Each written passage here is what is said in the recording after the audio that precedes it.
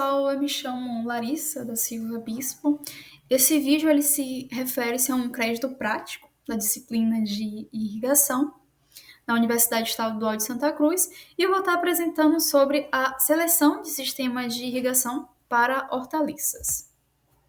É importante a gente salientar que a falta de água ela pode prejudicar a produção. Por isso é essencial a gente escolher o sistema certo para evitar essas perdas. Embora o sistema de aspersão ele seja um dos sistemas mais utilizados aqui no Brasil, nenhum sistema é ideal para todas as condições. Então a escolha ela deve considerar aspectos tanto técnico, agronômico e econômico, assim para a gente garantir uma eficiência e trazer bons resultados. Então, nesse vídeo aqui, a gente vai explorar sobre as vantagens do sistema e como manejá-lo no cultivo de hortaliças. Existem diferentes sistemas de irrigação, cada um com as suas características próprias, custos variáveis, vantagens e desvantagens. Dependendo de como a água é aplicada na planta, o sistema ele pode ser agrupado em um sistema superficial, subsuperficial, aspersão e microirrigação. A gente vai começar aqui com o sistema superficial, e nesse tipo, a água ela é conduzida para um ponto de infiltração diretamente pela superfície do solo. Opa. Ele apresenta um custo baixo e ele exige uma maior mão de obra, além que pode causar erosão e salinização. Esse sistema ele é bastante comum no cultivo do tomate e do melão. Já o sistema de irrigação subsuperficial, ele consiste na aplicação de água por gotejamento abaixo da superfície do solo. Ele é bastante eficiente, mas ele é limitado aqui no Brasil. Ele é muito utilizado fora, como por exemplo na Flórida. A irrigação por aspersão, ele é uma forma de simular a chuva, né, nas lavouras, ele é mais versátil. Assim, ele permite uma automação e aplicação de fertilizantes, mas ele consome bastante energia e ele pode ser afetado pelo vento e pela evaporação. Por fim, a gente tem a microirrigação, como gotejamento, no qual a água em geral ela é aplicada ao solo, próximo à planta, e apresenta um baixo volume e uma alta frequência. Ele é muito eficiente no uso da água e de fertilizantes, mas ele tem um alto custo inicial e exige uma maior manutenção. Então, basicamente, a escolha de um sistema de irrigação, ele depende tanto das condições do solo, tanto como as condições da cultura. Entrando nos aspectos agronômicos, a espécie a ser cultivada, ela basicamente já vai apresentar suas características, né, próprias, como a densidade, o sistema de plantio, a altura da planta, profundidade do sistema radicular e necessidades hídricas. Esses fatores, eles são importantes, eles devem ser considerados na seleção do sistema de irrigação. O sistema de irrigação como sucos, por exemplo, eles são mais adequados para as hortaliças que apresentam um maior espaçamento, enquanto o sistema de aspersão ele é mais versátil. Ele pode ser utilizado em diferentes densidades de plantio. Já o sistema de gotejamento ele é ideal para cultivos em linhas, como por exemplo o cultivo de morango. A gente não pode esquecer também, né, da altura das plantas, porque ele pode limitar o uso dos aspersores. Cultivos que apresentam exigência em água, como por exemplo, cultivos que apresentam cultivo exigentes em água, eles podem apresentar um sistema radicular superficial e eles vão necessitar de uma irrigação mais leve e mais frequente. Então, é mais indicado, nesse caso, sistemas de aspersão permanente ou de microirrigação. Os aspectos fitossanitários que estão relacionados às hortaliças, eles são muito importantes. Haja visto que a incidência de pragas, principalmente de doenças no solo e da parte aérea, eles estão intimamente ligados com a forma com que a água é aplicada na planta. Sistemas de aspersão, por exemplo, não são recomendados para culturas que exigem tratamento frequentemente, tratamento sanitário frequente, como o tomate e o pimentão, pois a água que é aplicada na parte aérea, ela vai favorecer uma maior umidade e também pode ocorrer a remoção de agrotóxicos e pode promover, né, doenças de fungos e de bactérias. Sistemas de suco e gotejamento, eles são mais adequados para essas hortaliças. No entanto, o uso excessivo de irrigação de suco, ele pode favorecer doenças bacterianas no solo, como a murcha bacteriana, isso devido à alta umidade, né, e à falta de aeração no solo. A escolha de sistemas de irrigação ele também depende de condições climáticas, especialmente do vento e da evaporação. Os sistemas superficiais e subsuperficiais de microirrigação, eles são menos afetados pelo clima. Já a irrigação por aspersão é, não é indicado, né? Utilizar em regiões que apresentam vento forte acima de 6 metros por segundo, pois o vento ele pode causar uma perda de água e afetar a distribuição nos aspersores. E também não é recomendado em condições que apresentam uma baixa umidade e uma alta temperatura, devido à grande perda por evaporação, a menos que o resfriamento da cultura ela seja desejado. Para a gente garantir, né, uma quantidade e uma qualidade de água eficiente para as plantas, é fundamental a gente ter noção da quantidade de água que está disponível naquela região. Então, em locais que apresentam água limitada ou cara, sistemas mais eficientes, como o gotejamento, eles são ideais, porque eles aproveitam em torno de 90% da água que é utilizada naquele local. Já sistemas superficiais, eles desperdiçam em torno de 30 a 70%. Eles não são recomendados para essa área que apresenta uma escassez de água. Já a qualidade de água, ela conta muito, né? Se essa água ela apresentar sedimentos como areia ou carbonato, ele pode entupir o sistema com o gotejamento, como o sistema de gotejamento e microaspersão, a menos que seja filtrado ou tratado. Além disso, a água contaminada com patógenos, ela não deve ser utilizada para irrigar plantas que são consumidas cruas, já que isso pode aumentar o risco para a saúde. Em regiões que apresentam uma água salina, é preciso a gente ter um cuidado redobrado. O gotejamento é a melhor escolha nesse tipo de caso, porque ele ajuda a evitar o sal, que ele ajuda a evitar que o sal se acumule demais no solo e prejudique as plantas.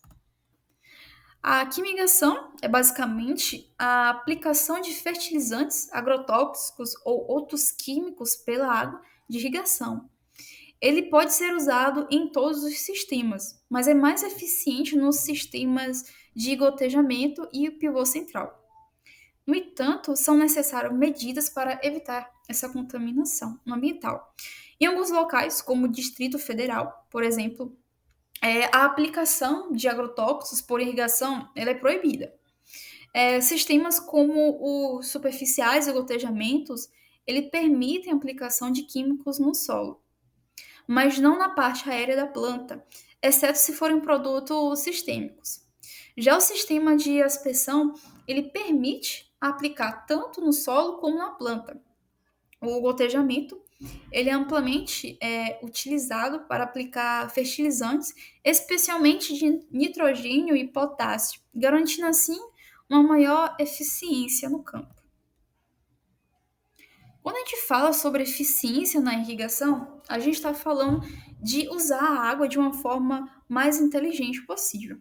Ou seja, a relação entre a quantidade de água que a planta realmente precisa e o que a gente aplica no campo.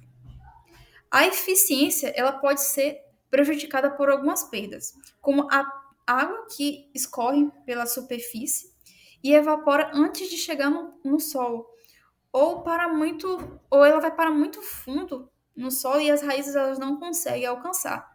Isso acontece basicamente em sistemas que não apresentam uma distribuição de água de uma maneira uniforme, forçando a gente a aplicar mais água do que deveria, só para garantir que todas as plantas elas sejam atendidas. Sistemas superficiais, como sucos, eles costumam ter uma eficiência menor, porque eles perdem muita água pelo caminho. Por outro lado, a microirrigação, como o gotejamento, ele é super eficiente. Ele, ele vai apresentar perdas mínimas, né? Então, para as hortaliças elas são bem sensíveis à falta de água. É importante a gente escolher um sistema que distribua a água de uma forma mais uniforme. E isso não só para evitar o desperdício, mas também ajuda a manter a produtividade e a qualidade das plantas até a prevenção de doenças. Entrando nos aspectos econômicos, é importante a gente considerar tanto os custos fixos quanto os custos variáveis, além dos benefícios econômicos, né? Os custos fixos incluem o investimento inicial para a instalação do sistema de irrigação, como a compra de equipamentos e adequação da área. Sistemas superficiais e subsuperficiais, eles vão apresentar um custo inicial mais baixo, enquanto de microirrigação e aspersão, eles são mais caros. Além disso, é necessário a gente fazer um cálculo, né, do custo de oportunidade do capital investido. E os custos variáveis, eles englobam basicamente a energia, a mão de obra, a manutenção e custos adicionais. A energia é necessária, né, para a operação, ela varia de acordo com o tipo de sistema, sendo mais alta em sistemas de aspersão. A mão de obra ela é mais intensa no sistema de sulcos e de aspersão convencional, enquanto microirrigação requer menos. Temos aqui, né, uma tabela que refere-se aos valores de eficiência de irrigação, custos de aquisição, implementação, uso de energia, mão de obra requerida para diferentes sistemas de irrigação que são utilizados para as hortaliças. Temos aqui outra tabela que refere-se à vida útil e o custo de manutenção de sistemas componentes de irrigação. Como vocês podem estar visualizando, a gente vai ter aqui os sistemas e os componentes, a vida útil, que refere-se aos anos, e a manutenção anual, em porcentagem. Temos outra tabela aqui, está um pouco ruim de visualizar, mas essa tabela ela refere-se aos critérios para a seleção de sistemas. Eu acredito que vocês consigam visualizar, eles vão apresentar alguns valores, tanto valor zero, positivo, e negativo. O valor zero ele vai indicar uma condição que não influencia na escolha do sistema, né? Já o valor positivo, ele indica a vantagem de seleção desse sistema para o fator analisado. Já o fator negativo, ele indica que o sistema ele não é conveniente para essa condição, sendo melhor a gente descartar esse sistema. Então, embora essa tabela ela não cubra todos os fatores sociais e econômicos, ela serve como um guia inicial para a gente ter uma noção do sistema que a gente vai escolher para a nossa lavoura.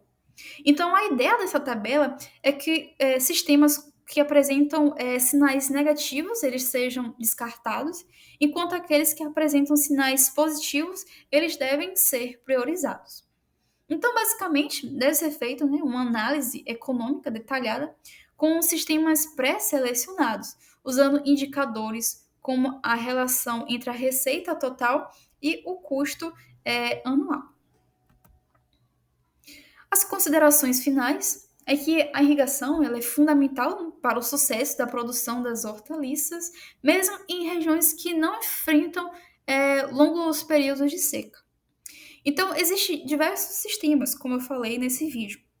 Os sistemas superficiais, os subsuperficiais, aspersão e microirrigação. Cada um vai apresentar suas características, custos, vantagens e desvantagens. A escolha de um sistema ideal, ele depende de uma análise criteriosa, levando em conta aspectos como a espécie que vai ser cultivada naquele local, o tipo de solo, a declividade do terreno, a qualidade e a quantidade de água disponível, o clima, o nível de automação desejado e os custos envolvidos. Aqui no Brasil, a gente utiliza bastante o sistema de aspersão, devido à sua adaptação a diferentes condições de solo, topografia e de cultivo.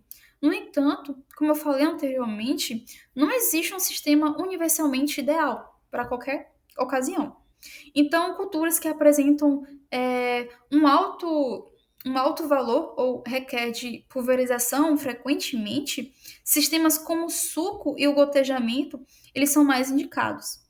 O gotejamento, especialmente em cultivos protegidos, se destacando pela sua automação, apresenta também controle preciso de água e eficiência no uso de fertilizantes. E para áreas grandes, o pivô central ele é uma ótima escolha, é uma escolha popular, devido a apresentar um baixo custo operacional, mas ele requer de um manejo adequado de água e de rotação de cultura para evitar problemas fitossanitários. Então, a seleção de um sistema de irrigação ela deve ser feita em duas etapas. A primeira etapa, a gente deve fazer uma análise técnica para identificar os sistemas mais adequados. Em seguida, uma análise econômica para determinar o mais viável. Então, esse processo ele garante uma escolha eficiente e sustentável, considerando tanto as necessidades agronômicas quanto aos aspectos financeiros. Desde já, queria estar agradecendo a oportunidade de estar fazendo esse vídeo para clarear a mente tanto de produtores quanto de pessoas que têm interesse na área de irrigação. Essa aqui foi a referência ao